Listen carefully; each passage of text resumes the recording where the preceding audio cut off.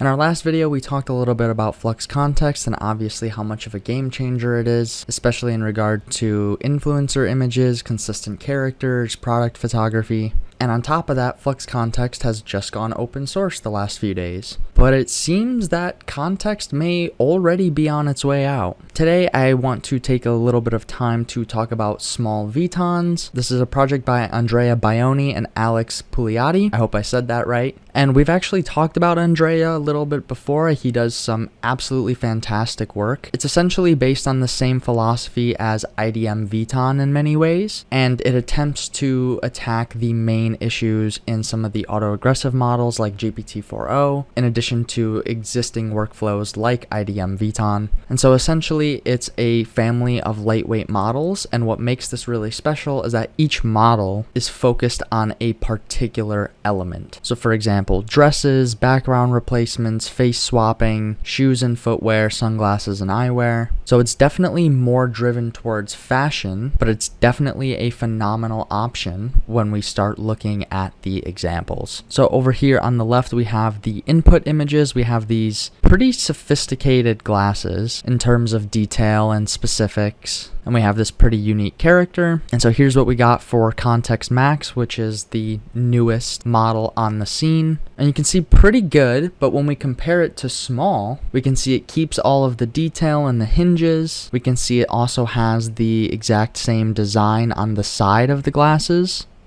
It's also got that translucency element to it, if we look a little bit close here. So overall, really solid result. You can take a look at this example, the man, the myth, the legend himself. Again, some pretty intricate glasses here. Get you guys a little closer look at those. So we can see the actual lens design is pretty interesting, as well as this kind of connection point here. So we can see Kontext Max completely wrong here, just turning them into aviator shades. GPT-4o also not the best. Cat Vton Flux doing pretty good here. That's something I would use, honestly. But we can see with the Sm4ll model, it's just a little bit better. The positioning is more accurate, the sizing is more accurate, the color in the lens is a bit more accurate while still maintaining that kind of purple tint. And overall, it's just way more coherent with the original input images. I think this is also a phenomenal example. And some of you guys have commented on some of our recent workflows about distance from the camera and how that impacts a generation.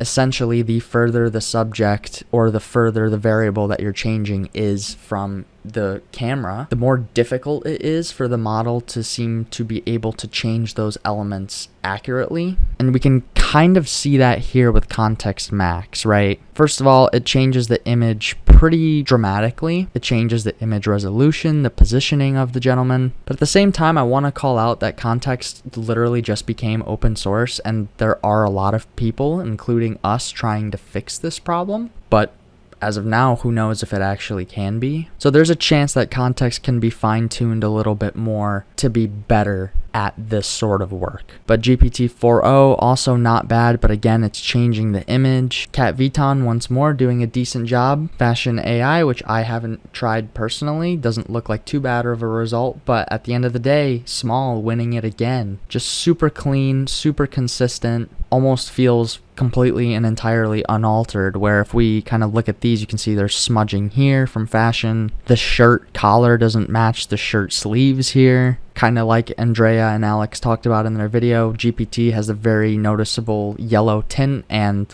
as well as Kontext Max, and neither of them are the same as the input image. So overall, these guys have come out absolutely swinging. This is a phenomenal model. You know, there's something really interesting to be said here as well, that GPT-4o couldn't even complete the image, whereas with Sm4ll, you're not necessarily going to have that issue. And again, just looking at the results, this is pretty much perfect. Cat Vton is not bad here, but again, just not very realistic. So how do you access this model? Unfortunately, it is not open source as of now. Alex from this team did mention that they're working on potentially getting open source weights available for their alpha versions, but as of now, the only way you're going to run it is inside of their Hugging Face demo. It does also seem like these models are going to be available inside of Andrea's platform Mirror, or Your Mirror, which is a pretty cool concept. Essentially a much more sophisticated virtual try-on. Wow, this looks absolutely fantastic. Yeah, if you're a business in fashion or looking to get started with some sort of AI pipeline for fashion photography, this might end up being your way to go.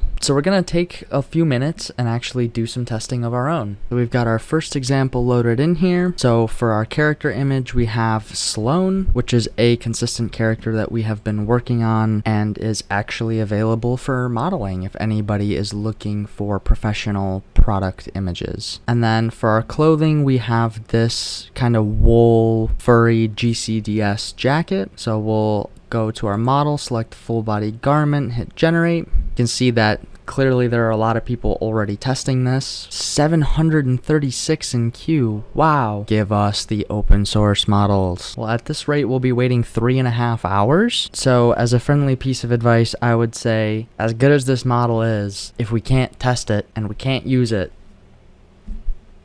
I'll keep waiting though, maybe people will drop out. We're still waiting, so in the meantime we can take a look at GPT-4o's generation. And this is not too bad, but again, it's just not the same person. Too much has changed, and I think GPT-4o has a very interesting filter almost to its generations, and I noticed it typically happens the more image references you have. Like usually 1 is fine, 2 you start to get kind of some plasticky weirdness. Like this looks good, but in terms of professional use cases, we don't necessarily want something that looks almost touched up right out of the generation. We'll do that later. Give us something that we can work with, something that matches our requirements. And while technically, yeah, she's wearing the jacket, it's not really the same. We can see that the letters are way smaller than they are in the actual jacket. The texturing is kind of there, but also not really. I don't know, maybe it's just me, but I've always felt that GPT-4o Imagen has always had this kind of weird vibe. Alright, it is literally the next day, but our generation has finally finished. And so here's what we got. I think when we look at this, this is way better in my opinion. I think it fits her a bit nicer. I think the pattern style that this jacket has is a lot more visible and a lot more accurate versus what we were seeing from GPT-4o. And one thing I want to call out is actually about the base image itself. I used a very, very specific image here for our character, and if you look closely, there's a little bit of kind of weird patching on her chin. So essentially what I'm trying to say here is that with these small Vton models, it doesn't look like you're going to have your base image adjusted,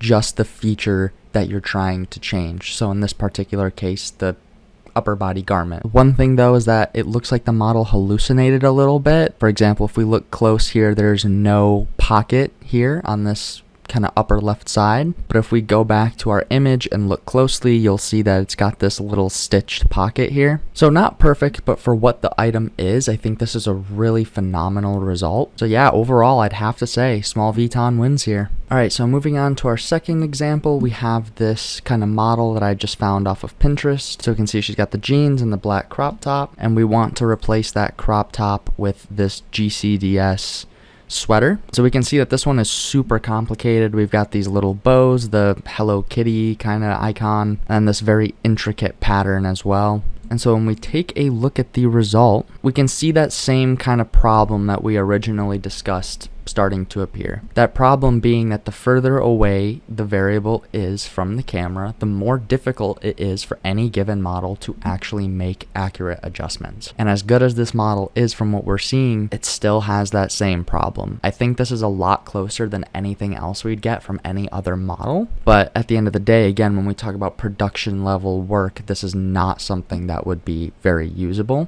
But on the same note, if you are doing AI fashion photography, you should be approaching your workflow with this problem already in mind. So yeah, definitely a limitation of the model here. Another thing I want to call out is that in our generation, we selected full body garment, and so we can see that that's actually making adjustments to the entire body. Another thing to keep in mind is that it has actually changed the position of the model. I like it, I think it works, but another friendly piece of advice, I think it would be really cool if we could have just the upper body and lower body models inside of this Hugging Face face demo. So unfortunate that we're only limited to these 3 models as of now, but hopefully that will change soon. You know what? GPT-4o, not bad. I gotta say, this is better than I thought it would be. Much closer to the original input image, which is kind of surprising coming from 4o. Even down to the background, which Sm4ll VTON got that as well. Sweater again, not bad, but I still think Sm4ll VTON's just a little bit closer, but at the end of the day, neither of them are going to be usable here. So it looks like these super complicated, intricate patterns and designs are still going to be a very difficult challenge. And I'm wondering if maybe we even need to go a level deeper than Sm4ll VTONs and actually some sort of VTON or model that specifically understands these sort of graphical fashion patterns. Maybe combining those two together would give us a result more usable than this. Still though, don't get me wrong, not bad whatsoever. Alright, and here's our final example. Our same character model Sloan along with these product example glasses that they have featured. Again, fantastic result. Overall, when we talk about these Sm4ll VTON models as compared to the existing methods for this sort of work, I do think that Sm4ll VTON is going to be your way to go, but unfortunately, as we've kind of seen, generation times are pretty long on the Hugging Face demo, and it's only going to get longer as more people hear about these models. So to Andrea and Alex, would certainly love to see some sort of open source models for use inside of Comfy UI, even if we're not getting all of them. And additionally, you know, coming to the conversation of production level work, this isn't even a place where you'd stop either, right? You know, there's still some upscaling that could be done here to really complete this image. But yeah, super cool models, super cool work. I highly recommend you guys check this out if you're very interested in the AI fashion space. And also be sure to go follow Andrea and Alex so you can hear more about whether open weights are coming out and kind of their philosophy behind the scenes on these models. That is it, everybody. All the resources as usual in the description below. Feel free to join our Patreon as a free member and hop into our community discussions, and feel free to ask any questions directly there or in the comments below. Thank you guys so much. I will talk to you next time.